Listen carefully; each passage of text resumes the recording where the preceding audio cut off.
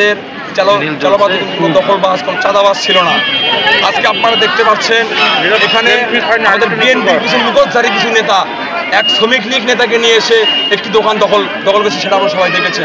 আমাদের সেই বিএনপি নেতাকে আমাদের বগুড়া শহর যুব দলের সাবেক সিনিয়র যুগ্ম সাধারণ সম্পাদক হারুনুর রশিদ সুজন, তিনি শ্রমিক লীগের একজন মামলার আসামি। তার আমাদের বগুড়া শহর বিএনপি অফিস মামলাতে তিনি 117 নম্বর আসামি আছেন। তাকে নিয়ে এসে এই হারুনুর রশিদ সুজন তার গুন্ডা বাহিনী থেকে 70 থেকে 80 জন ছেলেমেয়ে নিজেদের একটি দোকান দখল করেছে, আপনারা সবাই দেখেছেন।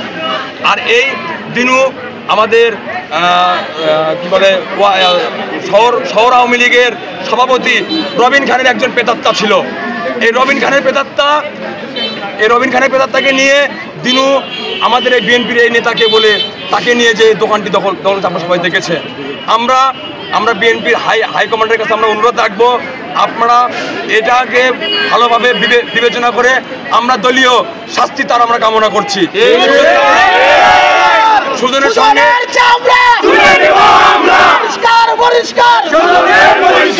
আমরা বিএনপির হাইকমান্ডের কাছে আমরা অনুরোধ রাখবো, এই সুজনকে আপনারা অবিলম্বে বহিষ্কার করে আপনারা তার প্রাপ্য সেটা বুঝে দেবেন। কারণ শ্রমিক লীগ কখনো কোনো বিএনপি নেতার সঙ্গে থাকতে পারে না।